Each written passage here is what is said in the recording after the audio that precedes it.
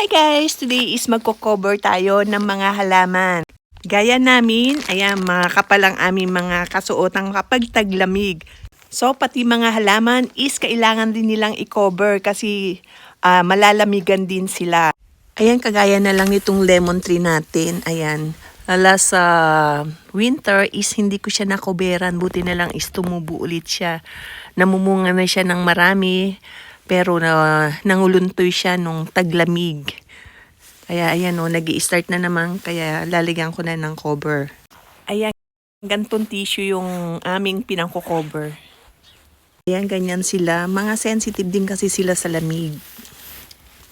So, ayan na. Nakubera na natin ang ating lemon tree. There ang ating palm tree. Ayan, nakubera na natin ang ating palm tree at ang ating lemon. Ayan na. So, yung ibang palm tree naman ng ating kokoberan. Ayan. So, ayan na yung ating palm tree.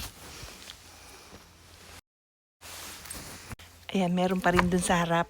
Kaya kokoberan din natin. Okay, I'm so happy kahit malamig na sa labas. Ramdam ko ang saya dahil nagawa ko silang ihanda. Parang pag-aalaga rin sa pamilya. Kailangan ng sipag, pasensya at pagmamahal.